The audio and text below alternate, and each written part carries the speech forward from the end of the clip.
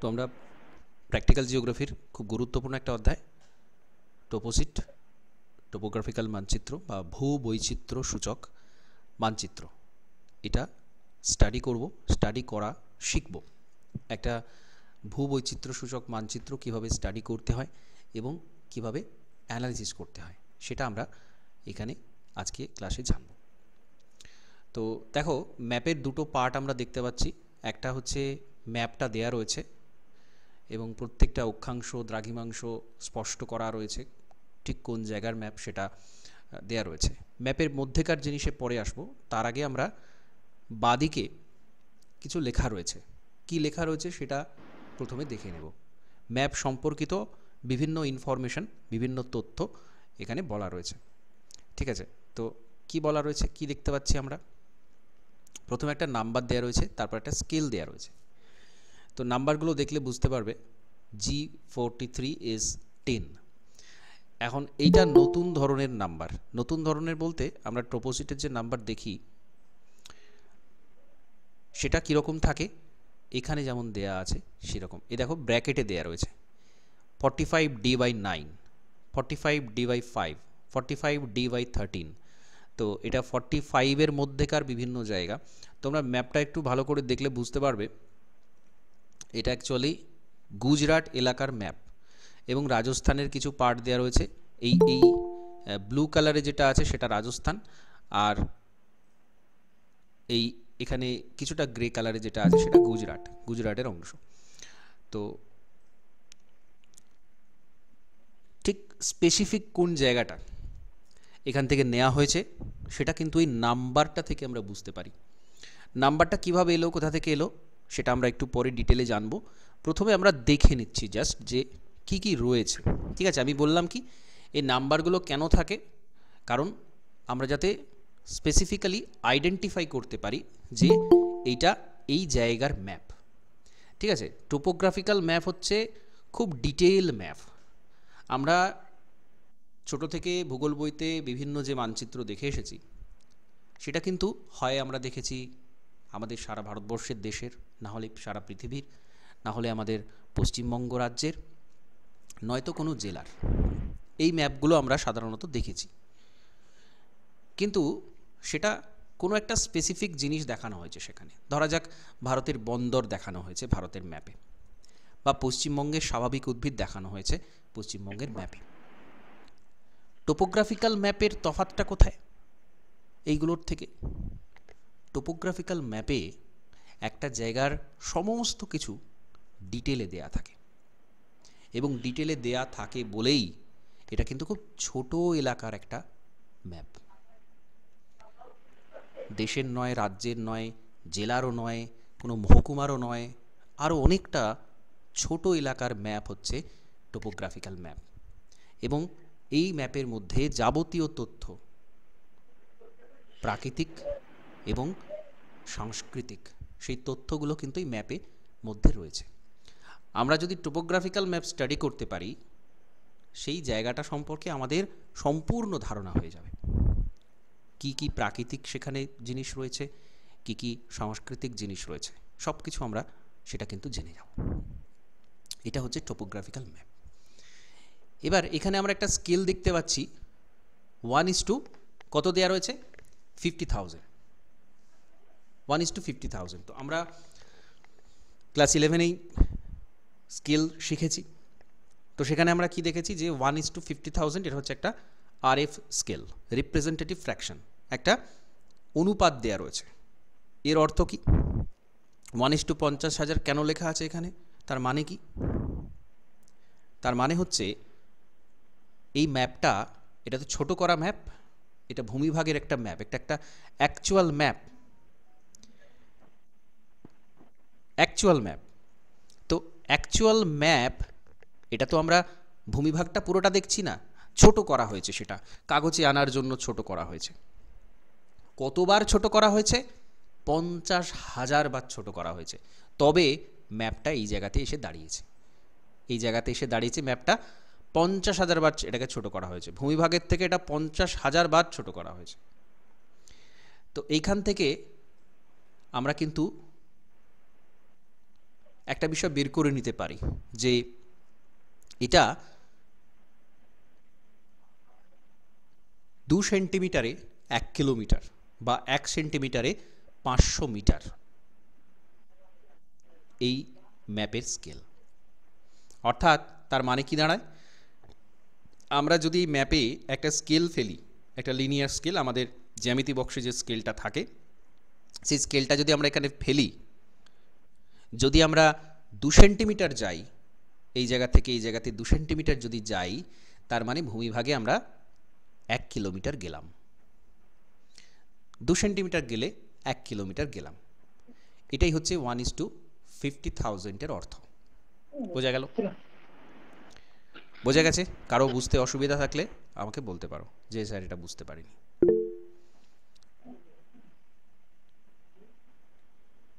Hand raise করবে।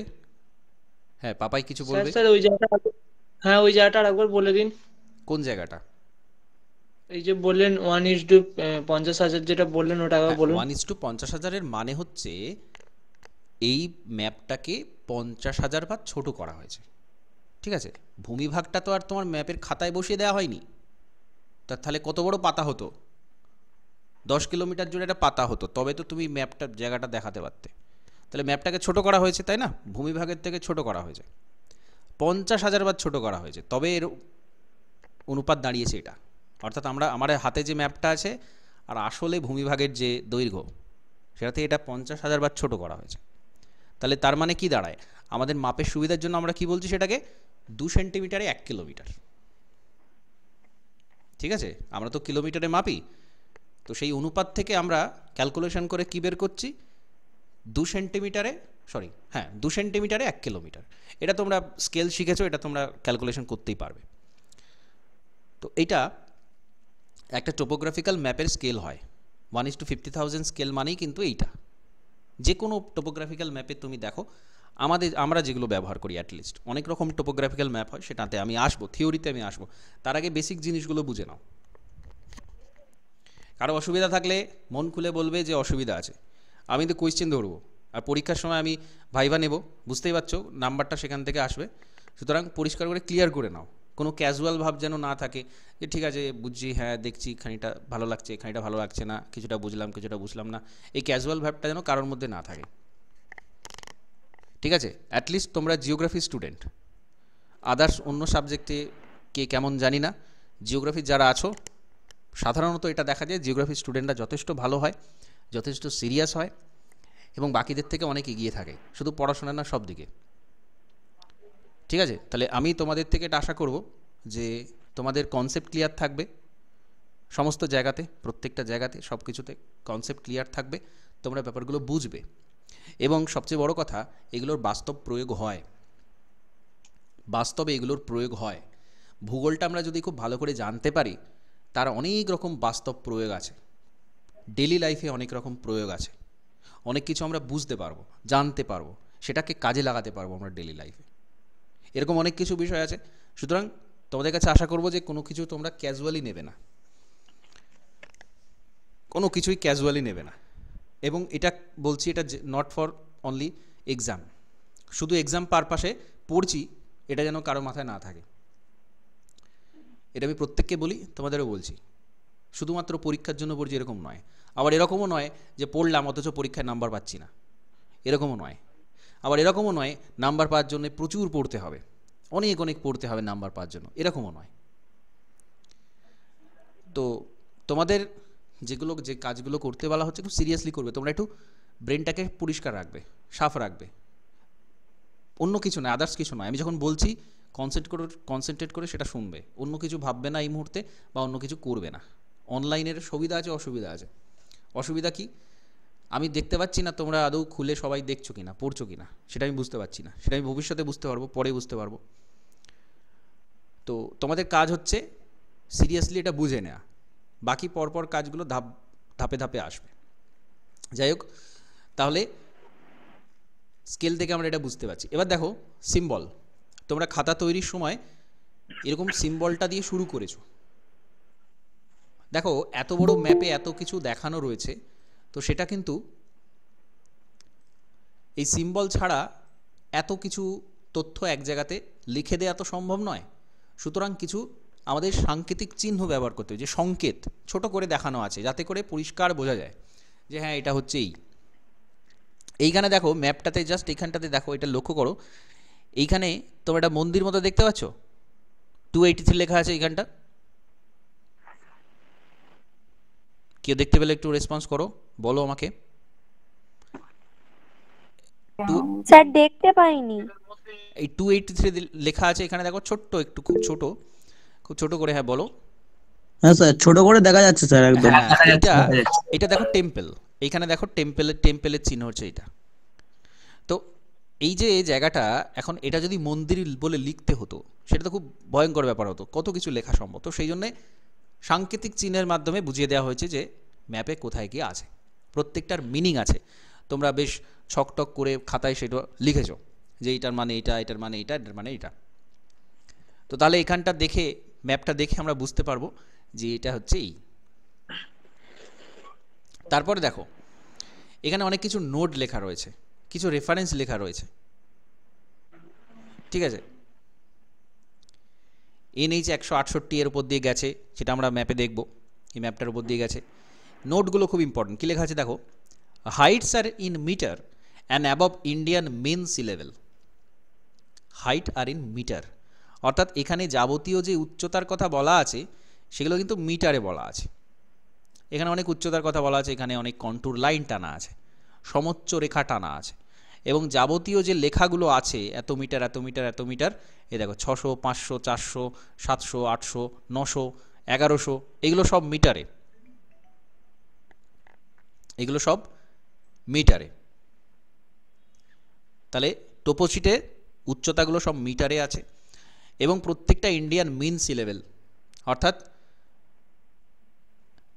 ভারতের যে গড় সমুদ্র উচ্চতা তার থেকে, সমুদ্রের উচ্চতা কত, 0 মিটার।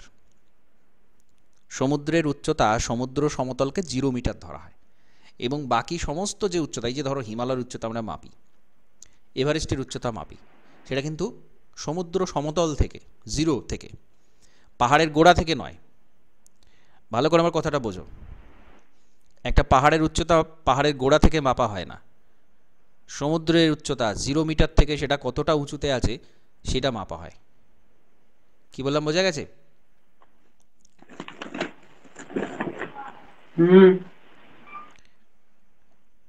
তো এখানে সেইটা বলা আছে। কন্ট্যুর আর অ্যাপ্রক্সিমেট, এখানে যে কন্ট্যুর লাইন মানে সমোচ্চ রেখা, অর্থাৎ একই উচ্চতা সম্পন্ন জায়গাগুলো যে লাইন দিয়ে যোগ করা হয় তাকে বলা হচ্ছে সমোচ্চ রেখা। তো এখানে সেই সমোচ্চ রেখাগুলো অ্যাপ্রক্সিমেট টানা আছে। আর কি, এখানে দিঘি বলে লেখা আছে। Dighi is a tank which is used for collection of water. মানে দিঘি, আমরা যেটাকে দিঘি বলি, তার মানে কি, সেটা একটা বড় জলাশয় যেটা কিনা জল সংগ্রহের জন্য ব্যবহার করা হয়। Cultivation is periodic and dependent on rainfall. এখানে যে চাষাবাদের কথা বলা আছে সেটা কিন্তু বৃষ্টিপাতের উপর ডিপেন্ড করছে, সেটা বিভিন্ন সময় বিভিন্ন রকম হয়। আরও এখানে উচ্চতার কথা বলা আছে, relative height 30 are against a well indicates is total depth in metre. তো মিটারে এরকম উচ্চতা কিছু দেয়া আছে, 8 আর 30 আর, এগুলো পাড়ের উচ্চতা, সেটাতে আসবো, নদীর ডিটেলে বলার সময় আসবো। ওভারঅল এটা দেখে নাও। আচ্ছা, এটা খুব গুরুত্বপূর্ণ লেখা আছে দেখো, served 1959 to 60, updated for major detail during 2005-06। এটা কবে সার্ভে করা হয়েছে দেখো, 1959-60 নাগাদ। অর্থাৎ এই যে পুরো ম্যাপটা এতদিন আগেকার ম্যাপ, এবং কিছুটা 2005-06 আপডেট করা হয়েছে।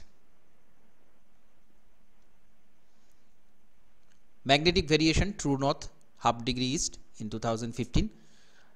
স্কেলটা আর একবার দেয়া আছে। কন্ট্যুর ইন্টারভ্যাল হচ্ছে 20 মিটার। এটা খুব গুরুত্বপূর্ণ। কন্ট্যুর ইন্টারভ্যাল মানে এই যে দেখো একটা কন্ট্যুর আঁকা আছে, আবার আর একটা কন্ট্যুর আঁকা আছে, তার মানে একটার সাথে আর একটা 20 মিটারের ডিফারেন্স। ঠিক আছে, দেখো সবগুলোতে লেখা নেই, বুঝে নিতে হবে। 20 মিটারের ডিফারেন্স। এই যে 900 থেকে দেখো 1100-র মধ্যে 20টা কন্ট্যুর আছে, তার মানে এখান থেকে, তবে এখান থেকে 200 বোঝা যাচ্ছে, 200 মিটার এখান থেকে এতটা।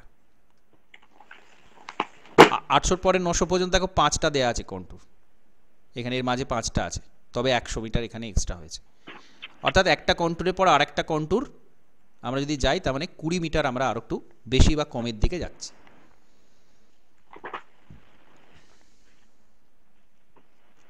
আর এই ম্যাপটা কারা তৈরি করে জানো? এই যে ম্যাপটা, এটা তো কোনো একটা সংস্থা তৈরি করে, কোনো একজন লোকের কাজ নয়, এটা একটা সংস্থা থেকে করা হয়, সেটা হচ্ছে সার্ভে অফ ইন্ডিয়া। ঠিক আছে, সার্ভে অফ ইন্ডিয়া থেকে, এই সংস্থা থেকেই ম্যাপটা বের করা হয়।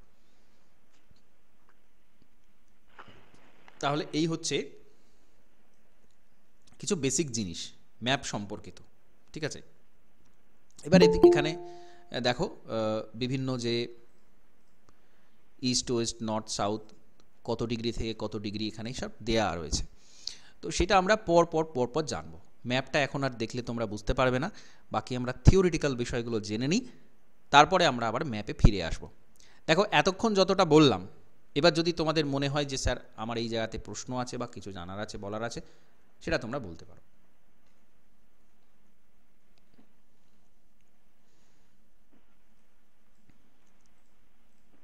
প্রশ্ন আছে? স্যার সার্ভেটা কবে করা হয়েছে আর আপডেটেডটা কবে করা হয়েছে আর একবার বলে দিন না। সার্ভেটা এই ম্যাপের ক্ষেত্রে এটা 59-60-এ করা হয়েছে, আর আপডেট করা হয়েছে 2005-06। এটা এই ম্যাপের জন্য, এই সব ম্যাপে আলাদা আলাদা হয়। ঠিক আছে, কারণ সার্ভে অফ ইন্ডিয়া প্রতিষ্ঠা হয়েছে ইংরেজ আমলে, ব্রিটিশ আমলে প্রতিষ্ঠা হয়েছে। ঠিক আছে, বহু পুরাতন সংস্থা সার্ভে অফ ইন্ডিয়া। তো তারা সেই তবে থেকে এইগুলো সার্ভে করে ম্যাপগুলো তৈরি করেছে, এবং সময় সেগুলো আপডেট না করলে কেউ এর কোনো ভ্যালুই থাকে না, তাই না?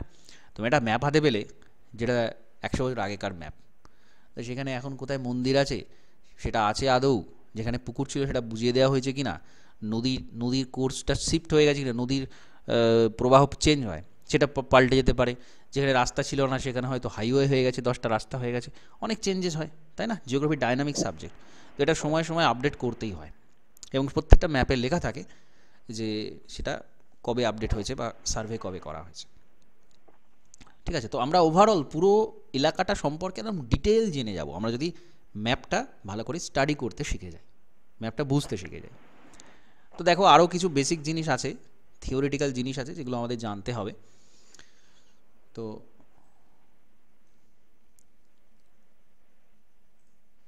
দেখো এখানে কিছু ডেফিনেশন দেয়া আছে টোপোগ্রাফিক্যাল ম্যাপ, এটা তোমাদের বইতেও পাবে, আমি জাস্ট টপিকগুলো বোঝানোর জন্য এটা রেখেছি, যে একটা রেখাচিত্র, ইংরেজিতে যেটাকে টোপোগ্রাফিক্যাল ম্যাপ বলে, বিশেষ ধরনের একটা মানচিত্র। ঠিক আছে, অক্ষাংশ দ্রাঘিমার ভিত্তিতে নিখুঁত তথ্যের উপর ভিত্তি করে রং টং প্রতীক চিহ্ন ব্যবহার করে এটা উপস্থাপন করা হয়। এখানে কি কি থাকে দেখো, মোস্ট ইম্পর্ট্যান্ট, এখানে ভূপ্রকৃতি জানতে পারি আমরা, কীরকম ভূপ্রকৃতি, সেই জায়গাটা উঁচু নাকি সমতল, নাকি পাহাড় নাকি পর্বত নাকি মালভূমি, সেটা আমরা জানতে পারি। এখানে কি নদ নদী আছে সেটা জানতে পারি, উদ্ভিদের আবরণ কতটা আছে, কোথায় গাছপালা আছে জানতে পারি, এবং সাংস্কৃতিক বিষয় অর্থাৎ রাস্তাঘাট, মানুষজন, বা এই মন্দির মসজিদ, নানা রকমের কোথায় কী রয়েছে, পোস্ট অফিস, সেইগুলো আমরা এখান থেকে জানতে পারি। তো সেটাকে আমরা সাংস্কৃতিক বিষয় বলছি, জনবসতি, পরিবহন, যোগাযোগ, এগুলো। তাহলে দুটো জিনিস টোপোগ্রাফিক, একটা হচ্ছে প্রাকৃতিক আর একটা হচ্ছে সাংস্কৃতিক। সার্ভে অফ ইন্ডিয়া তৈরি করে ম্যাপ। এবার দেখো স্কেলের কথা বলা আছে, 2 সেমিতে 1 কিমি, যেটা আমি একটু আগে বলছিলাম। এবার এইটা হচ্ছে একটা নির্দিষ্ট ধরনের ম্যাপ। ঠিক আছে, আমি যে ম্যাপটা তোমাদের দেখালাম বা তোমাদের পরীক্ষাতে যে ম্যাপটা দেওয়া হয়, এটা হচ্ছে one type of topographical map. Topographical map আরও কিছু টাইপের হয়, সেটা আমাদের থিওরি জেনে রাখতে হবে। আমরা যেটা দেখলাম সেটা 2 সেমিতে 1 কিমি, এছাড়া আরেকটা হয় 1 সেমিতে 1 কিমি, তার মানে স্কেল RF কত থাকবে, 1:1 লাখ থাকবে। এরকমও কিছু ম্যাপ আছে। কিছু ম্যাপ আছে 1 সেমিতে 2.5 কিমি, 1:2:2,50,000, এরকম কিছু আছে। হ্যাঁ, আবার কিছু আছে 1 সেমিতে 10 কিলোমিটার, সেটা আরও বড় এলাকার ম্যাপ, 1:10 লাখ। এরকম কিছু আলাদা আলাদা ভূবৈচিত্র্য সূচক মানচিত্র রয়েছে।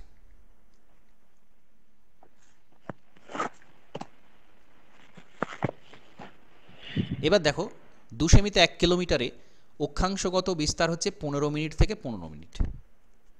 ঠিক আছে, এক একটা যে অক্ষাংশ দ্রাঘিমার যে বিস্তার সেটা 15 মিনিট করে তফাৎটা থাকে। এখানে ম্যাপটা দেখলে বুঝতে পারবে। দেখো 72 ডিগ্রি 30 মিনিট থেকে এখানে 72 ডিগ্রি 45 মিনিট পর্যন্ত আছে দ্রাঘিমা। আর অক্ষাংশ কত? 24 ডিগ্রি 45 মিনিট এদিকে। আর এদিকে দেখো, এদিকে অক্ষাংশ তো এটাই, একটাই লাইন, নিচের লাইনটা দেখলে বুঝতে পারবে 24 ডিগ্রি 30 মিনিট। তাহলে বুঝতে পারছো অক্ষরেখা দ্রাঘিমা রেখা দুটোই হচ্ছে 15 মিনিট থেকে 15 মিনিট, 15 মিনিট তফাৎ রয়েছে। এটা ছিল 72 ডিগ্রি 30 থেকে 72 ডিগ্রি 45, এটা 24 ডিগ্রি 45 মিনিট থেকে 24 ডিগ্রি 30 মিনিট। এইটা হচ্ছে এর বিস্তার। এবার দেখো যেটা বলছিলাম যে এতে খুব নিখুঁত তথ্য থাকে, ডিটেল তথ্য থাকে, নির্দিষ্ট রং প্রতীক ব্যবহার করা হয়। নীল রং বলতে কি বোঝায়? সারা বছর নদীতে জল থাকে, সেটা নীল রং। যদি কালো রঙের হয়, নদী যদি কালো রঙের হয়, এটা তোমাদের ক্লাসে বলেছিলাম একদিন, শুধু কালো রেখা দিয়ে দেখানো আছে একটা নদী, তার মানে কি দাঁড়ায় বলো তো দেখি, কারা বলতে পারবে? একটু হাত তোলো। নদী দেখানো আছে কালো, নীল নয়, শুধু কালো। আর কেউ? স্যার বৃষ্টির জলে পুষ্ট। আমি বলতে বলেছি, চেপে রাখা যাচ্ছে না, আর আমি হাতটা তুলতে বললাম। কারা কারা বলতে পারবে একটু হাত তোলো, কতজন বলতে পারবে আমি একটু দেখি।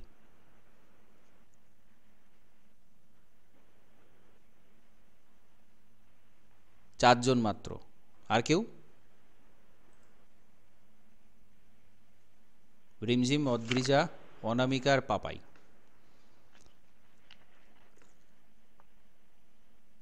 হ্যাঁ বলো রিমঝিম, বলো মানে কি বোঝায়? যদি স্যার বৃষ্টির জলে পুষ্ট।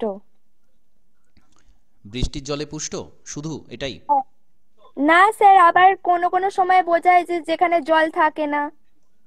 এক কথায় সারা বছর জল থাকে না, হ্যাঁ, শুধু অনিত্যবহ নদী। অনিত্যবহ নদী, একদম বর্ষা একদম ঠিক বলেছে, অনিত্যবহ নদী, নিত্যবহ নয়, এক কথায় সেরে দেয়া যায়। দেখো বৃষ্টির জলে পুষ্ট হলেও অনেক সময় কি সারা বছর জল থাকতে পারে, যেখানে প্রচুর বৃষ্টিপাত হয় সেখানে কিন্তু সারা বছর জল থাকতেও পারে। তো সেটা পুরোপুরি ঠিক মানে ভুল নয়, একদমই ভুল নয়, কিন্তু স্পেসিফিক যদি বলতে হয় যে একটা হচ্ছে নিত্যবহ নদী যেটা ব্লু কালারে দেখানো হয়, আর একটা অনিত্যবহ নদী যেটা ব্ল্যাক কালারে দেখানো হয়। আমরা ম্যাপে একবার দেখে নেব যখন নদীটা আমরা স্টাডি করব। আরও দেখো লেখা আছে গাঢ় গেরুয়া রং, মানে যেটা ব্রাউন কালার আমরা বলছি। তো একদম স্পেসিফিক কালারটাকে সিয়েনা বলে ইংলিশে, ব্রাউন কালার আমরা যেটা ব্যবহার করি সেটাই। সমোন্নতি রেখা বা কন্ট্যুরটা দেখানো হয় সেখানে তার মাধ্যমে। সবুজ রংটা কখন দেখানো হয়? বিক্ষিপ্ত গাছপালা দেখানোর জন্য, বনভূমি দেখানোর জন্য সবুজ রংটা ব্যবহার করা হয়।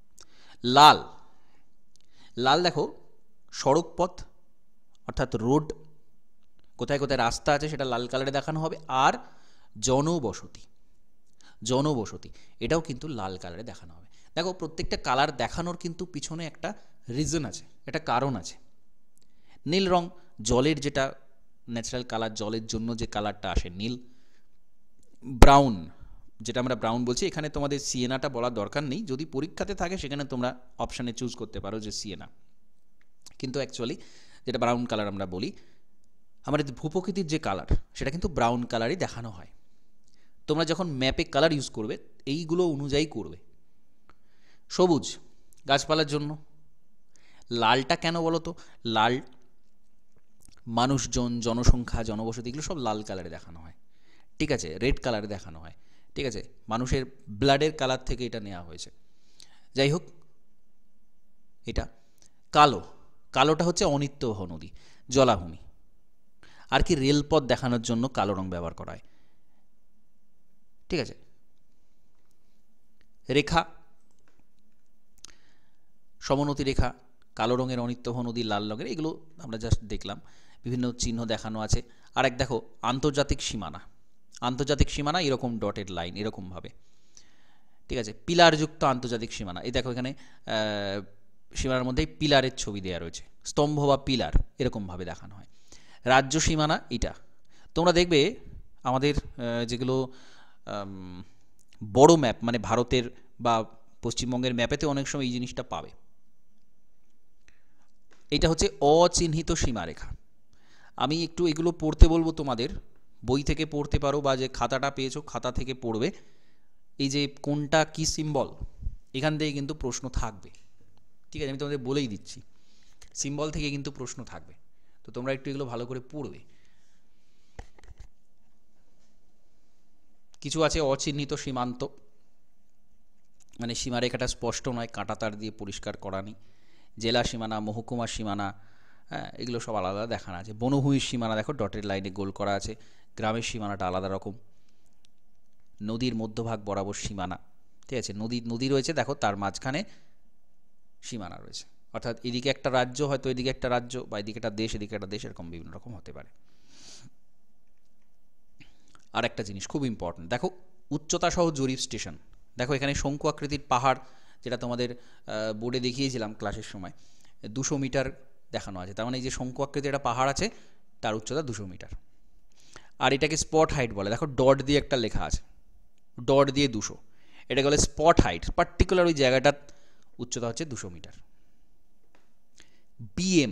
বিএম মানে হচ্ছে বেঞ্চমার্ক, এটাও হচ্ছে স্পেসিফিক কোনো একটা জায়গার উচ্চতা। আবার দেখো সমোন্নতি রেখা, এইরকমভাবে তোমরা ম্যাপে যেটা দেখলে ব্রাউন কালার এরকম করা থাকে গোল গোল, এই যে গোল দিয়ে 100 করা আছে, এই জায়গাটা 100 মিটার, এটা 200, এটা 300, ঠিক আছে? আবার দেখো ভগ্ন, যেখানে সমোন্নতি রেখাটা ভেঙে গেছে, সেখানে ক্ষয় পেয়ে গেছে, এখানে এরকম দেখানো আছে। বালুকা ক্ষেত্র, ঠিক আছে, বালি রয়েছে জায়গায়, এরকম দেখানো আছে। তো এরকম বিভিন্ন সিম্বলগুলো তোমরা একটু দেখে নিও কোন সিম্বলটা কিসের জন্য ব্যবহার করা হচ্ছে। সিম্বল থেকে আবারও বলছি প্রশ্ন থাকে। এই যে ডাকঘর পিও, খনি ডট এম, ঠিক আছে, লাইট হাউস এরকম, কবর, ঠিক আছে, কবরখানা, এইগুলো সব আলাদা আলাদা। PS police station, dak bungalow DB, inspection bungalow IB, ঠিক আছে, এক একটা এক এক রকম। বাজার মার, দ্যাট ইজ মার্কেট, ঠিক আছে? তো এরকমভাবে সিম্বলগুলো দিয়ে এক একটা বিষয় বোঝানো হয়। এবার কী কী বিষয় আমরা এখান থেকে জানতে পারি? কোন জায়গার অক্ষাংশ দ্রাঘিমাংশ, কোন রাজ্য, কোন জেলা, কোন মহকুমার অধীনে জায়গাটা, সেটা ভূপ্রকৃতি সম্পর্কে ডিটেল, নদ নদী হ্রদ জলাশয় খাল কোথায় কি আছে সেটা, ভূপ্রকৃতির নদ নদীর মধ্যে কি সম্পর্ক রয়েছে, দ্যাট ইজ ইম্পর্ট্যান্ট। ভূপ্রকৃতির নদ নদী ভূমিরূপে ডাইরেক্ট সম্পর্ক থাকে, ঠিক আছে? সেটা আমরা ট্রানজেক্ট চার্টে দেখাই। তোমরা ট্রানজেক্ট চার্ট যারা খাতায় করেছো, তোমরা হয়তো জিনিসটা খুব ইম্পর্ট্যান্ট, সেটা আমি বোঝাবো যখন সেটা পরিষ্কারভাবে ডিটেলে বলবো, সেটা বুঝতে পারবে। তো এইগুলো সব যাবতীয় সব, জনবসতি কেমন, জনবসতির বিন্যাস কেমন, কোথাও গোলাকৃতি, কোথাও দণ্ডাকার, নানা রকমের জনবসতি দেখতে পাওয়া যায় বিভিন্ন জায়গায় বিভিন্ন রকম। পরিবহন যোগাযোগ ব্যবস্থাটা কীরকম, জায়গাটা খুব উন্নত নাকি পিছিয়ে পড়েছে, সব জানা যায় এখান থেকে, যেহেতু সব ডিটেলে রয়েছে। কি সম্পদ পাওয়া যায়, কিভাবে সম্পদটাকে ব্যবহার করা সম্ভব, সমস্ত। পরিবেশগত সমস্যা, এই যে বন্যা হয় কিনা, ধস হয় কিনা, ওই যে ওখানে আমরা ভগ্ন কন্টুর দেখলাম, তার মানে কিন্তু বুঝে নিতে হবে এখানে ধসপ্রবণ এলাকা। ডিটেলে সমস্তটা আমরা জানতে পারি। এবার দেখো যেটা খুব গুরুত্বপূর্ণ, সেটা হচ্ছে পৃথিবীতে ভূবৈচিত্র্যসূচক মানচিত্রের মোট সংখ্যা হচ্ছে সারা পৃথিবী জুড়ে 2222টা। এই সংখ্যাটা মনে রাখবে। টোটাল সারা পৃথিবীতে 2222টা টোপোগ্রাফিক্যাল ম্যাপ আছে। উত্তর গোলার্ধে 1111টা, দক্ষিণ গোলার্ধে 1111টা। বোঝা গেল? সারা পৃথিবীকেই এরকম সার্ভে করে ম্যাপ বানিয়ে দেওয়া হয়েছে। যেটা আন্তর্জাতিক মানচিত্র, আন্তর্জাতিক মানচিত্রের স্কেল কত? 1:10 লাখ, 10 লাখ, বা 10 লাখকে আমরা 1 মিলিয়ন বলি, তাই তো? 10 লাখকে আমরা 1 মিলিয়ন বলি। এই জন্য এই যে আন্তর্জাতিক সিরিজের ম্যাপ, যে ম্যাপের আরএফ স্কেল 1:10 লাখ, তাকে মিলিয়ন সিট বলা হয়, মিলিয়ন সিট। ওকে, তাহলে বোঝা যাচ্ছে সবগুলোই কিন্তু খুবই গুরুত্বপূর্ণ, ঠিক আছে? যেখানে আমি যে যতটা বললাম এর মধ্যে কি কারো কিছু বুঝতে অসুবিধা আছে?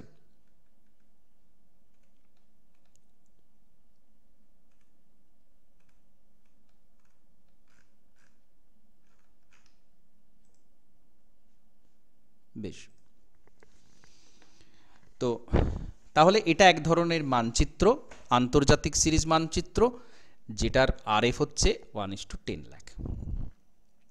যেহেতু 10 লাখ এই জন্য এটার একটা নাম হচ্ছে মিলিয়ন সিট হলো। এবার দেখো মানচিত্রের অক্ষাংশগত দ্রাঘিমাংশগত বিস্তার এটা আমরা জানতে পারি।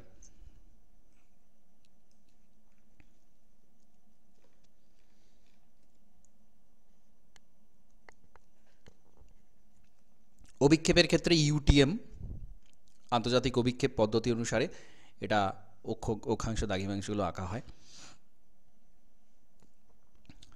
এবার দেখো, এটা আমরা সব আন্তর্জাতিক সিরিজের ম্যাপের কথা বললাম। এবার কিছু আছে দক্ষিণ Asia series, south east Asia series, অর্থাৎ দক্ষিণ পূর্ব এশিয়া এলাকাগুলোতে ম্যাপ দেখানোর জন্য 1:2 লাখ এরকম একটা স্কেলে ম্যাপ আঁকা হয়। ভারত আর তার প্রতিবেশী দেশগুলো দেখানোর জন্য 1:1 লাখ এরকম একটা টোপোগ্রাফিক্যাল ম্যাপ আঁকা হয়। 4 ডিগ্রি অক্ষরেখা দ্রাঘিমারেখার বিস্তার থাকে, সেটাকে 4 ডিগ্রি সিট বলা হয়। তাহলে এগুলো হচ্ছে এক একটা টাইপ।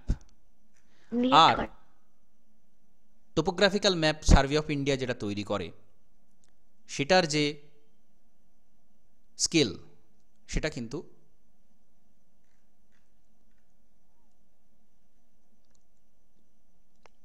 1:50,000। এবার খুব গুরুত্বপূর্ণ একটা ইনফরমেশন দেওয়া আছে, দেখো সার্ভে অফ ইন্ডিয়া আমি কি বললাম, বহু পুরাতন, 1767 সালে সার্ভে অফ ইন্ডিয়া তৈরি হয়েছে। তাহলে বুঝতে পারছো কত পুরাতন। পলাশির যুদ্ধ কবে হয়েছিল বলো দেখি? পলাশির যুদ্ধ কবে হয়েছিল কেউ জানো? কারো হিস্ট্রি নেই? মাধ্যমিকে পড়ে এসছো 1 বছর আগে। স্যার হিস্ট্রির প্রশ্ন কেন ধরছে না আপনি বলে দিন, না ভুলে গেছি। শোনো, তোমরা 1757। হ্যাঁ 1757। হিস্ট্রি প্রশ্ন কেন ধরছি এই প্রশ্নটা করবে না, কারণ হচ্ছে তোমরা যেহেতু হায়ার ক্লাসে যাচ্ছ, তোমরা ভবিষ্যতে বুঝতে পারবে প্রত্যেকটা সাবজেক্টের সাথে প্রত্যেকটা সাবজেক্টের লিঙ্ক আছে। কিভাবে লিঙ্ক আছে না আছে সেটা আমি বলবো। এখন তোমাদের যদি এগুলো শুনে মাথা ব্যথা হয় সেটা আলাদা বিষয়, যদিও হওয়ার কথা নয়। আমাদের এগুলো জানার জন্য জানছি। তোমাদের প্রথমে একটা কথা কি বললাম, তোমরা কখনো এটা ভাববে না যে শুধু পরীক্ষা আমার উদ্দেশ্য, তাহলে এইগুলো পড়ে কিছু লাভ নেই। ঠিক আছে, কিছু পড়ে লাভ নেই, পড়ার কোনো প্রয়োজনই নেই যদি শুধু পরীক্ষা উদ্দেশ্য হয়। এগুলো জানতে হয়। বা দেখো, ধরো এটা কি করে মনে রাখবে, তুমি একটার সাথে একটা কানেক্ট করে মনে রাখতে পারো। একটা জিনিস ভেবে দেখো, 1757-তে পলাশির যুদ্ধ হলো, তখনই ব্রিটিশরা কিন্তু বাংলা দখল করতে পারলো। সেই মুহূর্তে তারা সবে মাত্র এসেছে, জিনিসটা বুঝে দেখো, সবে মাত্র তারা ভারতবর্ষে ক্যাপচার করতে শুরু করেছে। ঠিক সেই সময়তে তারা এসেই কি করলো, প্রথমেই সার্ভে অফ ইন্ডিয়া খুলে দিল। কেন? কারণ হচ্ছে একটা দেশ একটা এলাকাকে শাসন করতে গেলে সেই এলাকা সম্পর্কে পুঙ্খানুপুঙ্খ তথ্য আমার কাছে থাকতে হবে, তবে আমি সেই এলাকাটা ভালো করে শাসন করতে পারবো। এটা ভালো করে বোঝার ব্যাপার আছে। ব্রিটিশরা এসেই কেন সাথে সাথে সার্ভে অফ ইন্ডিয়া খুলে দিল? কেন তারা সার্ভে করা শুরু করে দিল গোটা দেশকে? কি তাদের খেয়ে দিয়ে কাজ নেই? কারণ এই সার্ভে করাটা এত সহজ নয়। এখন তো আমরা উপর থেকে অনেক কিছু দেখে নিই, স্যাটেলাইট থেকে দেখে নিই। তখন ঘুরে ঘুরে চারিদিকে সারাদিন ধরে ঘুরে মেপে, ঠিক আছে, চারিদিকে ফিতে দিয়ে মেপে কোথায় কি আছে না আছে এটা সমস্ত কিছু ইন ডিটেলে তুমি বুঝতে পারছো। একটা জিনিস স্কেল অনুযায়ী আছে, এত সহজ নয় এই জায়গাটা সার্ভে করে বের করা। এটা কিন্তু তাদের করতে হয়েছে, এবং সেটা করেছিল বলেই আগামী 200 বছর তারা রাজত্ব করতে পেরেছিল। যদি না এই সার্ভে করতো তারা কিন্তু এইভাবে কন্ট্রোল রাখতে পারতো না মানুষের ওপরে। এই জায়গাটা বুঝতে হবে, বুঝতে পারছো? তাহলে এবার এটাকে লিঙ্ক করতে হয় যে দেখো পলাশির যুদ্ধ হলো, তার ঠিক 10 বছর পরেই সার্ভে অফ ইন্ডিয়া প্রতিষ্ঠা করলো তারা, এবং এটা হচ্ছে ভারতের প্রাচীনতম দপ্তর। যত রকম দপ্তর আছে এখনও টিকে আছে যেগুলো, তার মধ্যে সবথেকে প্রাচীন, সবথেকে পুরাতন দপ্তর। এবং এটা বর্তমানে বিজ্ঞান এবং কারিগরি দপ্তর যেটা রয়েছে, সায়েন্সের যে মিনিস্ট্রি রয়েছে সেই মন্ত্রকের অধীনে এরা কাজ করে। এবং এর যে হেড অফিস রয়েছে সেটা রয়েছে দেরাদুনে। ঠিক আছে, তাহলে এই তথ্যটা জেনে রাখো। হলো? স্যার কিসের হেড অফিস দেরাদুন আরেকবার বলুন। সার্ভে অফ ইন্ডিয়া, এই যে সার্ভে অফ ইন্ডিয়া এর হেড অফিসটা দেরাদুন। এটা আমাদের একটা সাব অফিস আছে যেটা কলকাতায় রয়েছে, উড স্ট্রিটে রয়েছে, কিন্তু মেন যেটা হেড অফিস সেটা রয়েছে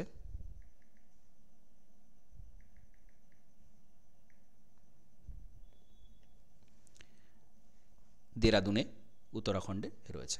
ঠিক আছে,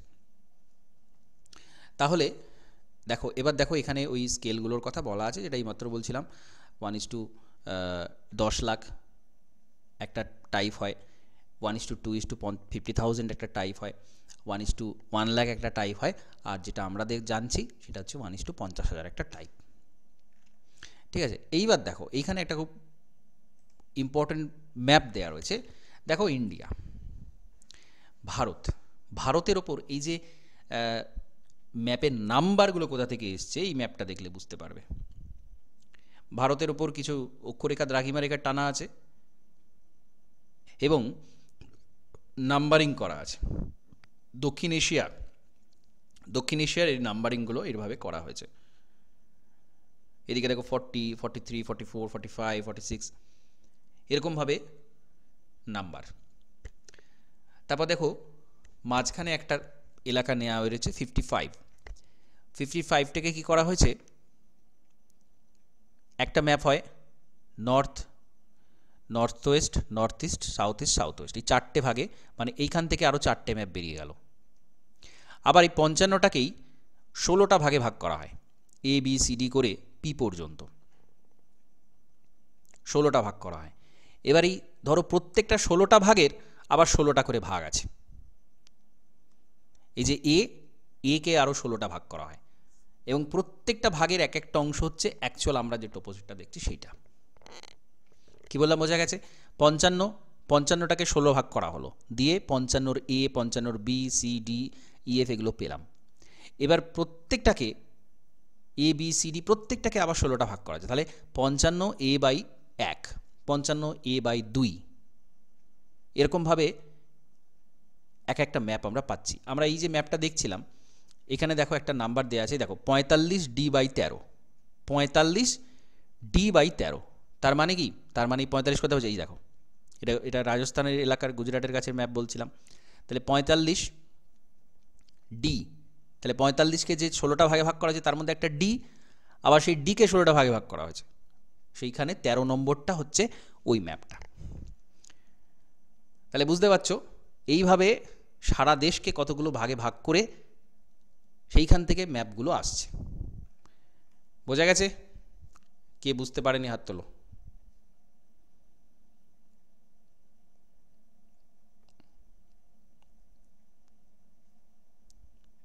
আচ্ছা, বোঝা গেছে, বেশ, তাহলে এটা হলো। এবার দেখো তোমাদের এটা দেখবে অংশ আছে cross section, drawing of A cross section, contour দেখে ক্রস সেকশন কিভাবে করবে। ধরো একটা এরকম, এখানে দেখো কন্টুর এরকম গেছে, কন্টুর লাইন গোলাকার এরকম গেছে। তো তোমরা কি করলে, A থেকে B সেই ম্যাপটার উপরে একটা লাইন ফেললে, A থেকে B পর্যন্ত দুটো বিন্দু নিলে। ঠিক আছে, বোঝা যাচ্ছে? এইটা হচ্ছে নিচে তোমার ম্যাপটা আছে, এরকম গোল গোল কন্টুর আছে, তার উপর তুমি একটা পেন্সিল দিয়ে A থেকে B পর্যন্ত একটা লাইন টানলে, স্কেল দিয়ে A থেকে B বিন্দু নিয়ে একটা লাইন টানলে। টানার পরে যে কন্টুরগুলো তোমার ওই লাইনের উপরে একটা কাগজ বসালে, একটা কাগজ লম্বা করে ফেললে, একটা কাগজ লম্বা করে কাটলে, স্কেলের মতো একটা কাগজ ফেললে, ফেলে সেই কাগজটার উপরে ওই লাইনটার উপরে কাগজটা ফেলার পরে পেন্সিল দিয়ে এই যে ক্রস করছে কন্টুরগুলো সেই লাইনটাকে, সেইখানে দাগগুলো নিলে, কন্টুরের দাগগুলো নিয়ে নিলে। কি বললাম, বোঝা যাচ্ছে? একটু রেসপন্স করবে, বোঝা যাচ্ছে? হ্যাঁ স্যার, বুঝতে পারছি। বাকিরা পারছে না কেউ? কে বুঝতে পারছো না হাত তোলো। লজ্জার কিছু নেই, আমি বলে দেবো আরেকবার, এটা করতে হবে পরীক্ষায়, ক্রস সেকশন। সবাই বুঝতে পারছে, আবার সবাই বুঝতে পারছে না। যাই হোক, সময় স্যার নষ্ট করে পুরো লাভ নেই। স্কেলের মাপটাই নেবো, মানে স্কেল যত বড় ততটাই নেবো? না না, আমি এখানে একটা ক্রস সেকশন দেখাতে বলেছে। আমি এই যে কন্টুর, এই যে এই এলাকাটা ছড়িয়ে আছে বলেই তো আমি দুটো পয়েন্ট নিলাম। এটা যদি আরো বড় হতো হ্যাঁ। তাহলে পয়েন্টটা বড় হতো, এই এলাকাটা যদি ছোট হতো তাহলে আমাকে ছোট পয়েন্ট নিলেও হয়ে যেত, তাই না? ও আচ্ছা আমি আচ্ছা। যে জায়গাটা দেখাতে চাইছি, আমি এই এতটা জায়গা দেখাবো, তাহলে আমাকে বিন্দু দুটো এই দুটো জায়গায় নিতে হবে, তাই না? আমি যদি ধরতাম এখানে হ্যাঁ। আর একটু জায়গা আমি দেখাবো, এটাও আমি দেখাবো খাতায়, তাহলে আমি একটু বড় নিতাম সেকশনটা, ঠিক আছে? এইটা একটা হয়, মানে বিন্দু দুটো অনুযায়ী যেরকম আর কি নিতে হবে যেরকম সেরকম। নিতে হবে, এটা একটা হয়। আর একটা হয় তোমাকে বলে দেয়া হলো যে ম্যাপ থেকে একটা 15 সেন্টিমিটারের লাইন টেনে ক্রস সেকশন দেখাও, বা 12 সেন্টিমিটারের লাইন টেনে ক্রস সেকশন দেখাও। তখন তোমাকে এই ওখানে দুটো বিন্দু, সেন্টিমিটারটা বলেই তখন দিয়েছে। হ্যাঁ, তখন সেন্টিমিটারটা তোমাকে 12 সেন্টিমিটারের লাইন নিতে হবে বা 15 সেন্টিমিটারের লাইন নিতে হবে। সেটা যে আচ্ছা কোনো, আচ্ছা। সেটা ম্যাপটা খুঁজে দেখে ঠিক করতে হবে যে এই জায়গাটা নিলে ভালো হয়। 12 সেন্টিমিটার দেখাতে পাচ্ছি, এইটাই। তাহলে এখানে লাইন নিলাম, একটা কাগজ ফিতের মতো কেটে নিলাম একটা কাগজ, সেই কাগজে এই এই এই এই জায়গার উপর ফেলে কন্টুরগুলো যেখানে ক্রস করছে কাগজটাকে, সেইখানে দাগগুলো নিয়ে নিলাম। দেখো এখানে 40 মিটার, তাহলে আমি এখানে দাগটা নিচে 40 মিটার লিখলাম। 80 মিটারটা এখানে ক্রস করেছে, 80 মিটারটা কাগজে লিখলাম। 120 মিটার ক্রস করেছে, 120 মিটার। এরকমভাবে যেখানে যেখানে ক্রস করেছে আমি কন্টুরের যে ভ্যালু সেটা লিখে নিলাম, সেই যে কাগজটা কেটেছিলাম সেই ছিটটার উপরে লিখে নিলাম, লিখে নিয়েছি। এইবার আমার কাজ হচ্ছে এটাকে খাতায় উপস্থাপন করা। আমি দেখব কি, এখানে দেখব কিভাবে উপস্থাপন করব। আমি দেখব সবচেয়ে লোয়েস্ট পয়েন্ট কত আছে। সবচেয়ে লোয়েস্ট কত আছে বলো দেখি, এখানে সবচেয়ে কম কত আছে? 40 40। 40। আর সবচেয়ে বেশি কত আছে? 120 200 200 200 100 200। হ্যাঁ 200 200। দেখো এবার তাহলে আমরা যদি 40-এর গ্যাপে নিই, মানে 0, 40, 80, 120, 160, 200, এবার আমরা একটু বেশি করে নিই। আমরা 200-তে গিয়ে শেষ হচ্ছে, আমরা একটু দেখানোর জন্য, নাহলে তো ওপরে এটা মাথায় মাথায় হয়ে যাবে, একটু বেশি নিই। 240, 280, এখানে 320 দেখানো আছে, দরকার নেই এত দূর, 240 বা 80 পর্যন্ত নিলেই হবে। ওপরের স্কেলটা আমরা নিলাম। আর নিচেতে এবার আমরা সেই যে কাগজটা ছিটটা তুলেছিলাম সেটা সেই স্কেলে ফেলবো, নিচে ফেলবো। ফেলে এবার দেখো 40টা আমরা 40-এ ডট দিলাম, 80টা 80-তে ডট দিলাম, 120টা 120-তে সোজাসুজি লিখে দিলাম এইখানে, এই জায়গাটাতে 120 যেখানে আসছে, দিয়ে 160 এখানে ডটটা দিয়ে উপরে তুলে দিলাম, দিয়ে বিন্দুগুলো আমরা এটার উপর ফেলছি। বোঝা যাচ্ছে কি বলছি? কাগজটা এখানে ধরে এইখানে যতটা উচ্চতায় উঠছে আমরা সেই সোজা সোজা এখানে পয়েন্টগুলো নেব, এখানে এখানে এখানে নিচ্ছি। এবার দেখো পয়েন্টগুলো তারপরে লাইন দিয়ে আমরা যোগ করে দিচ্ছি। তাহলে এই জায়গাটা যেমন, তার অ্যাকচুয়াল চিত্রটা হচ্ছে এইরকম। এ দেখো কন্টুর 40 থেকে 80, 120 এরকমভাবে উঠেছে, জায়গাটা উঁচু হয়েছে আস্তে আস্তে। আবার এখানে কি হয়েছে, উপত্যকা নেমে গেছে আবার এখানটা 80 থেকে 80, দেখো এখানে 80 থেকে, এই জায়গা থেকে 80 থেকে 80, আবার তারপরে উঠেছে। তাহলে এইখানে আমরা দেখতে পাচ্ছি জায়গাটা কিন্তু এরকম। ওকে, বোঝা গেল ক্রস সেকশন থেকে আমরা কিরকম একটা এলাকাটা পেলাম? বোঝা গেছে? হ্যাঁ স্যার। হ্যাঁ। তাহলে এটা হলো। তো এইভাবে আমরা কোনো একটা জায়গার ক্রস সেকশন, একটা স্কেল আমাকে নিতে হবে, সবচেয়ে ছোট দেখতে হবে, সব থেকে বড় দেখতে হবে, দিয়ে আমার এটা ভাবতে হবে যে আমি কত স্কেল নিতে পারি, সেই অনুযায়ী আমাকে এদিকের স্কেলটা মাপতে হবে যে 0.5 সেন্টিমিটারে 40 মিটার কি 1 সেন্টিমিটার 40 মিটার, সেটা আমি দেখে জায়গাটা দেখে বুঝতে পারবো। তো আমরা এটা করে নিলাম, হয়ে গেল। এবার টোপোগ্রাফির যে স্টাডি, ভূমিরূপ, দেখো এইটা এখানে ম্যাপটা দেখো, এখানে 1300, 1400 1500 থেকে একেবারে যেটা উঁচু হয়েছে সেটা 1900। তার মানে কি এখানে যদি আমরা একটা ক্রস সেকশন করি, পরিষ্কার একটা পাহাড়ের চিত্র আমরা দেখতেও তাই না? ধরো এখানে একটা বিন্দু নিলাম, এখানে একটা বিন্দু নিলাম, দিয়ে দুটোকে যোগ করে দিলাম, তাহলে একটা পাহাড়ের মতো চিত্র আমরা দেখতে পাবো না? এটা ভেবে বলো, আমরা যদি এটা খাতায় উপস্থাপন করি ক্রস সেকশন নিয়ে এখান থেকে এখানে, তাহলে একটা পাহাড়ের মতো চিত্র আমরা দেখতে পাবো, তাই না? হ্যাঁ হ্যাঁ স্যার। হ্যাঁ, তাহলে এইটা হচ্ছে এইভাবে আমরা ক্রস সেকশনটা করব। আর দেখো স্পট হাইট এরকম দেয়া আছে, বেঞ্চমার্ক এই উচ্চতাগুলো এরকমভাবে দেয়া থাকে, ঠিক আছে? নদীর সাইড এরকম দেয়া থাকে, ঠিক আছে? জিপিএস পদ্ধতি আছে, জিপিএসটা এখন তোমাদের দরকার নেই, পরে বলবো। এই দেখো এই জায়গাটা, এখানে ঢাল দেখানো আছে, এই সুষম ঢাল। সুষম ঢালটা কী করে বুঝবে? এই দেখো জেন্টেল স্লোপ, আস্তে আস্তে করে ভূমিরূপ ঢালটা নেমে, যেমন সব কন্টুরের যে ব্যবধান দেখো সমান, কন্টুরের ব্যবধানটা সমান, এটা দেখে বুঝতে পারবে এটা সুষম ঢাল। আস্তে আস্তে ধীরে ধীরে এটা ঢালটা নেমেছে। আবার দেখো এই জায়গাটা কন্টুরগুলো খুব ঘন ঘন আছে, ঘন ঘন আছে, তো এইটা হচ্ছে খাড়া ঢাল, একদম ভৃগু ঢাল যেটাকে বলা হয়, খুব খাড়া, খুব স্টিপ। এই দিকটা কিন্তু ঢালটা কম, ধীরে ধীরে ধীরে ধীরে নেমেছে, কিন্তু এই দিকটা হঠাৎ করে কন্টুর যত ঘন হবে তত কিন্তু খাড়াই ঢাল, এটা বোঝা যাবে। এই দেখো এখানে বোঝা যায়। আবার উত্তল ঢাল এখানে, এটা আবার অবতল ঢাল, এরকম টাইপের। তো এই ম্যাপগুলো আমরা যত দেখবো আমরা তত বুঝতে পারবো যে এইভাবে এগুলো আঁকা হয়েছে।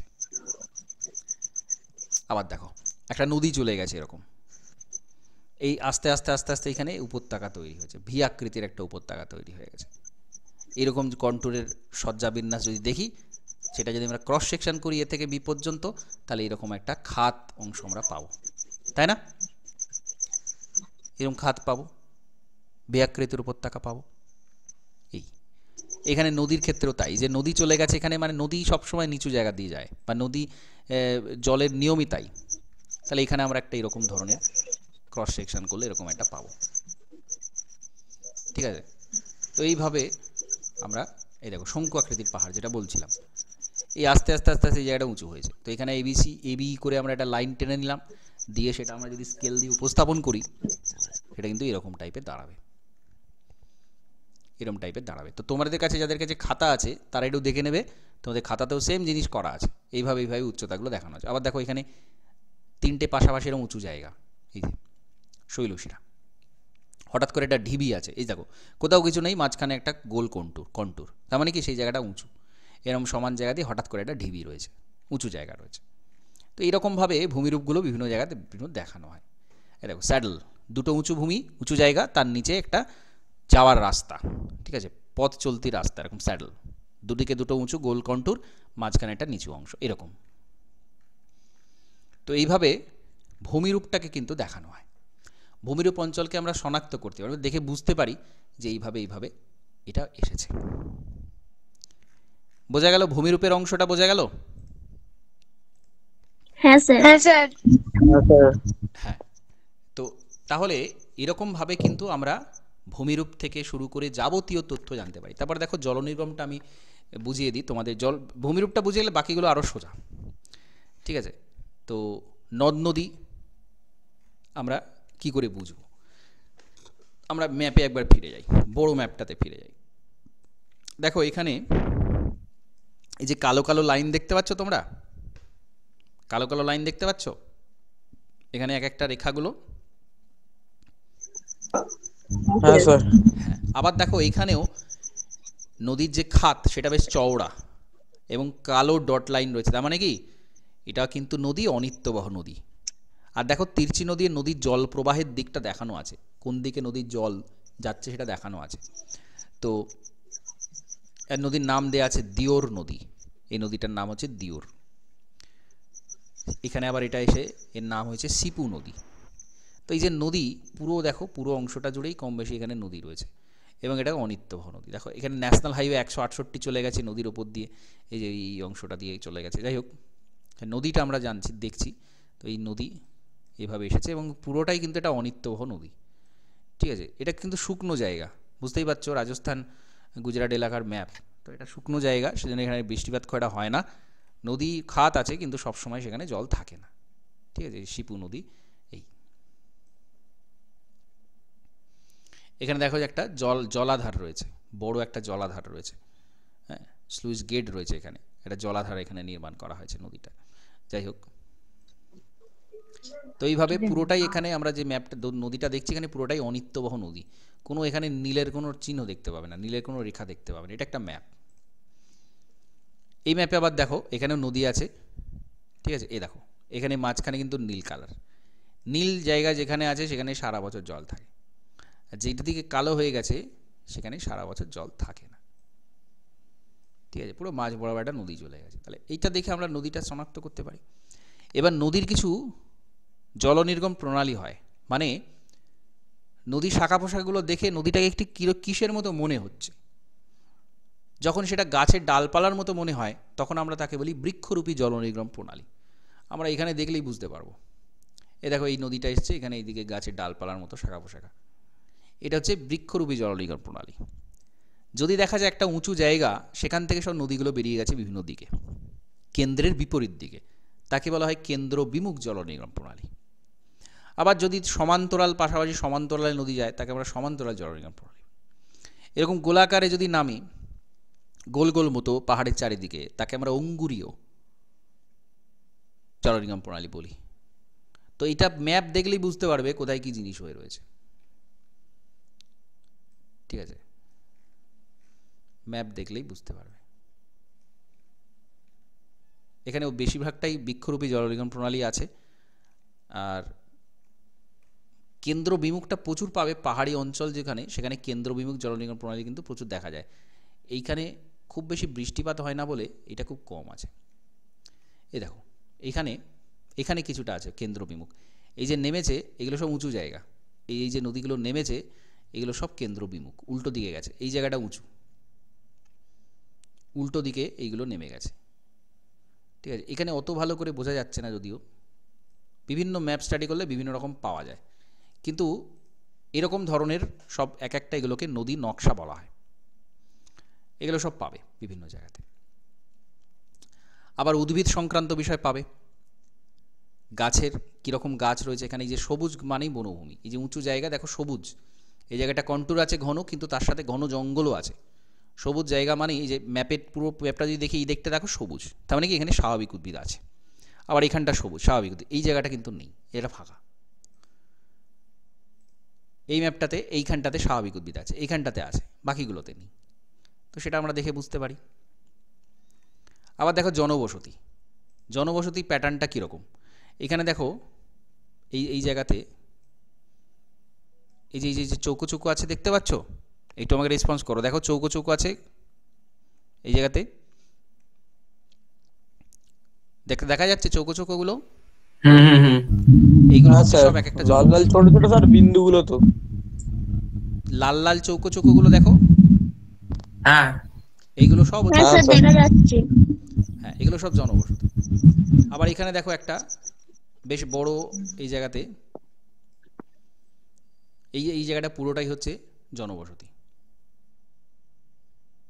এখানে যে রাজভবন আছে, এটা একটা বেশ গুরুত্বপূর্ণ প্রশাসনিক এলাকা, সেই জন্য সব আশপাশে প্রচুর জনবসতি আছে, ঠিক আছে। বাকি এই দিকে দেখো সব বিক্ষিপ্ত জনবসতি, এইখানে একটা ছড়িয়ে ছিটিয়ে আছে। মনে রাখতে হবে এটা রাজস্থানের এলাকা, শুকনো জায়গা, এখানে প্রচুর মানুষ থাকে না, ছড়িয়ে ছিটিয়ে মানুষ থাকে।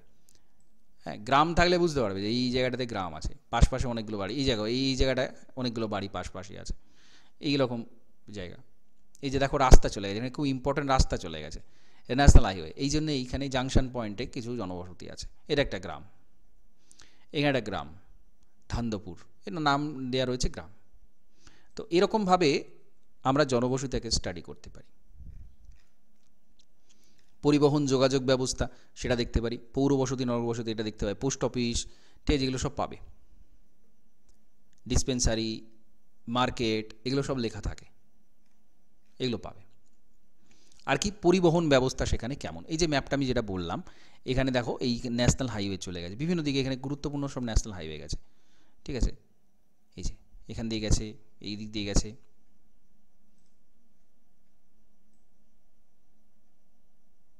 এই দেখো NH 168 মানে ন্যাশনাল হাইওয়ে নাম্বার 168 এই জায়গাটার মধ্যেই গেছে।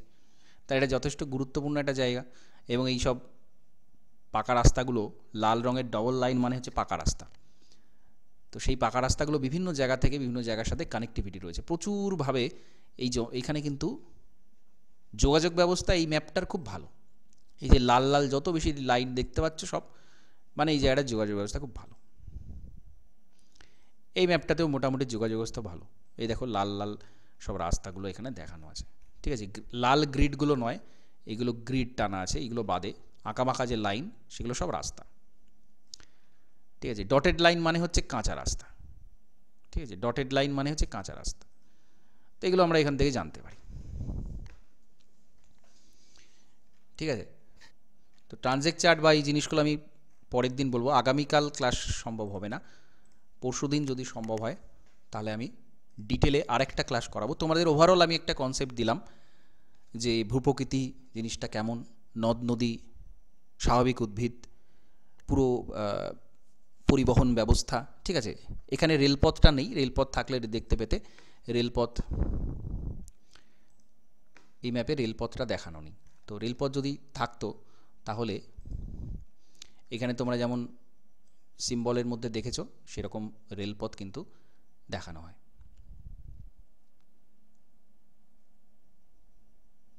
ঠিক আছে। সিঙ্গেল লাইন, ডবল লাইন, ঠিক আছে, ন্যারো গেজ, ব্রড গেজ, বিভিন্ন রকমের রেলপথ এখানে দেখানো হয়।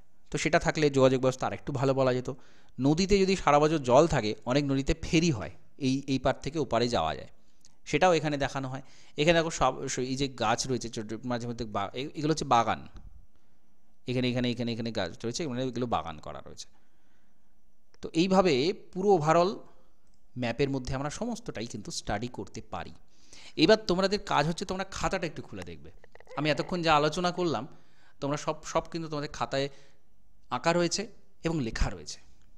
তো এই আলোচনাটার পর, বোঝার পর তোমরা যদি সেটা খোলো তাহলেই দেখতে পাবে যে সেখানে কি কি করা রয়েছে, এবং যা যা বলেছি সব সেখানে ডিটেলের বলা রয়েছে। ওকে, ঠিক আছে। ট্রানজেক্ট চার্টটা আমি ছোট্ট করে বলে রাখছি তোমাদের এখানেই, যদি সম্ভব হয় আমি আরেকটা ক্লাস করাবো, সেটা আমি জানিয়ে দেবো কবে। ট্রানজেক্ট চার্টটা আমি বলে দিচ্ছি। দেখো, ট্রানজেক্ট চার্ট হচ্ছে সবগুলোর রিলেশন একসাথে যখন বলা থাকে আমরা সেটাকে ট্রানজেক্ট চার্ট বলি, ঠিক আছে। দেখো, ভূপ্রকৃতি, আমরা একটা জায়গার প্রথমত আমরা একটা জায়গার ক্রস সেকশন নিলাম, এ থেকে বি পর্যন্ত একটা ধরো 15 সেন্টিমিটার একটা লাইন নিলাম, সেই জায়গার আমরা সব দেখাবো। সেই জায়গার উপর দিয়ে যা ভূপ্রকৃতি গেছে, সেই জায়গার উপর দিয়ে যা নদী গেছে, সেই জায়গার উপর দিয়ে যা উদ্ভিদ আছে, সেই জায়গার উপরে যা বসতি আছে, সবটা দেখাবো। তাহলে আমাকে এমন একটা লাইন চুজ করতে হবে যেখান দিয়ে সব গেছে। ধরো এইখান থেকে আমি এরকম একটা ক্রস কেটে নিলাম, এই জায়গাটা এখান থেকে এটা কেটে নিলাম, তাহলে এখানে নদী গেছে, এখানে জনবসতি আছে, এখানে স্বাভাবিক উদ্ভিদ আছে, কন্ট্রোল লাইন আছে। তাই সব যদি আমরা একটা জায়গাতে দেখাই তাহলে প্রথমত আমরা ভূপ্রকৃতিটা দেখালাম, এখানে এরকম টাইপের একটা উঁচু ভূপ্রকৃতি দাঁড়ালো। সেই যেখানে যেখানে নদী ক্রস করেছে সেই লাইনটার উপর দিয়ে সেইখানে সোজাসুজি আমি নদীগুলোকে দেখিয়ে দিলাম। ঠিক যেখান দিয়ে ক্রস করেছে, এখান দিয়ে ক্রস করেছে এই জায়গাটা দিয়ে, এর ওপরে ওপরে আমি দেখিয়ে দিলাম। স্বাভাবিক উদ্ভিদ এইখানে রয়েছে, আবার এই জায়গাতে যেখানে যেখানে ক্রস করেছে সেইখানে লাইন দিয়ে, আর যেখানে অনেকটা আছে সেখানে এরকম একটা জায়গা দিয়ে দেখিয়ে দিলাম স্বাভাবিক উদ্ভিদ। এটা আমরা সবুজ রং করে দেবো, এখানে শেড দেওয়া আছে, সবুজ রং করে দেবো। জনবসতি, এই জায়গার উপর দিয়ে এই জায়গাটা পুরোটা জনবসতি আছে, তাহলে এই জায়গার এই সোজাসুজি আমি এখানে রেড করে দিলাম, রেড কালার দিয়ে দিলাম। এই একটা একটা এখানে ক্রস করেছে, একটা একটা ছোটো ছোটো লাল লাল দাগ টেনে দিলাম। আর পরিবহন ব্যবস্থা, এই জায়গার উপর দিয়ে যেখানে যেখানে রাস্তা ক্রস করেছে সেই সোজা সোজা সেই সোজা এইগুলো করে দিলাম। দিয়ে এইটাকে বলে ট্রানজেক্ট চার্ট। ভূপ্রকৃতি, নদ নদী, স্বাভাবিক উদ্ভিদ, জনবসতি সব কিছুর এক জায়গায় আমরা দেখাচ্ছি। বোঝা গেল? দেখো, এটা যারা বুঝতে পারোনি তারা বলো যে স্যার এটা বুঝতে পারিনি, বা এটা বলে দিন, কারণ ট্রানজেক্ট চার্ট কিন্তু পরীক্ষা থাকবে। স্যার আর বলে দিন। দেখো, একটা লাইন আমাকে ক্রস সেকশন এমন একটা নিতে হবে যেই লাইনটার উপরে সব কিছু পড়বে। ভূপ্রকৃতি তো থাকবেই, অর্থাৎ কন্ট্রোল লাইন থাকবে, নদ নদী থাকবে, স্বাভাবিক উদ্ভিদ বসতি সব থাকবে। এরকম একটা 15 সেন্টিমিটার বা 12 সেন্টিমিটার লাইন আমাকে ম্যাপের মধ্যে খুঁজে নিতে হবে। দিয়ে যেরকম ক্রস সেকশন আমি বললাম সেই ক্রস সেকশন করে নিচে ভূপ্রকৃতিটা প্রথমে দেখালাম, উচ্চতা অনুযায়ী দেখো 220, 240 করে একটা উচ্চতা দেখানো আছে, এবং ক্রস সেকশনে যেমন যেমন পড়েছে ভূপ্রকৃতি দেখানো আছে। এবার সেই লাইনটার উপর দিয়ে যেখানে যেখানে নদী ক্রস করেছে ঠিক সেই তার সোজা এখানে সোজা উঠে এখানে এখানে এখানে এই জায়গাটা নদী ক্রস করেছে এই দুটো জায়গাতে, তাহলে সেই দুটো জায়গাতে আমি সোজাসুজি ওপরে নদীটা দেখিয়ে দিলাম, এইখানে এখানে এখানে এখানে নদী আছে। আবার এই জায়গাটাতে সবুজ রঙের স্বাভাবিক উদ্ভিদ আছে, তাহলে এইখানটা আমি সবুজ রং করে দিলাম, এই জায়গাটা এই সোজা, ঠিক আছে। এই কারণ এই জায়গাটাতে উদ্ভিদ দেখিয়েছি, তাই না, এই জায়গাটাতে আমি উদ্ভিদ দেখিয়েছি, তাহলে এই সোজাসুজি যেখানে যেখানে উদ্ভিদ ক্রস করেছে আমার লাইনে সেখানে এখানে সোজাসুজি আমি উদ্ভিদগুলো দেখিয়ে দিচ্ছি। এইখানে জনবসতি আছে, এখানে জনবসতি দেখিয়ে দিলাম, এইখানে জনবসতি ক্রস করেছে, এখানে জনবসতি দেখিয়ে দিলাম। এইখান দিয়ে রাস্তা গেছে এই জায়গাটার উপর দিয়ে, তাহলে এইখানে সোজাসুজি আমি রাস্তাটা দেখিয়ে দিলাম। বোঝা যাচ্ছে? আমি যে ক্রস সেকশানটা নিয়েছি সেই ক্রস সেকশানের সমস্ত কিছু আমি দেখাচ্ছি। প্রথমে ভূপতি দেখালাম, সেখান দিয়ে যা যা নদী দেখাচ্ছে তারপরের একটা বক্স করে সেখানে দেখালাম, স্বাভাবিক উদ্ভিদ দেখালাম, এইভাবে দেখাচ্ছি। বোঝা গেল?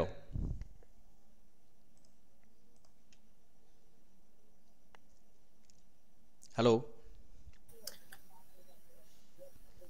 হ্যাঁ স্যার, বুঝতে পেরেছি। হ্যাঁ, তো এই হচ্ছে আমার ট্রানজেকশন। তোমরা একটু খাতাটা খুলে দেখে নেবে, ঠিক আছে? তোমরা একটু খাতাটা এবার খুলবে, এখনই খাতাটা খুলে দেখে নাও, সব থেকে ভালো হবে। পরিষ্কার তোমাদের কাছে ছবি একদম পরিষ্কার হয়ে যাবে যে টোপোগ্রাফিক্যাল ম্যাপে এইগুলো দেখানো হয়েছে, এই আছে, ঠিক আছে? ক্লাস আজকে কমপ্লিট করলাম তোমাদের। যদি তোমাদের এরপর প্রয়োজন হয় তোমরা আমাকে জানাবে, আমি রেকর্ড করে নিয়েছি পুরো ক্লাসটা, আমি দিয়ে দেবো, সেটা তোমরা একটু দেখে নিও প্রথম থেকে আরেকবার। তারপরে তোমরা খাতাটা অবশ্যই আজকেই দেখে নেবে খাতাটা। ও স্যার, হ্যাঁ বলছি যে আমাদের ইভিএস এর সাজেশনটা কবে দেবেন? আমি এই ক্লাসটা শেষ করি, এত উত্তেজিত হওয়ার কিছু নেই, সব দিয়ে দেবো তোমাদের। ক্লাসটা সম্পর্কে বলো, বাকি কথা পরে হবে।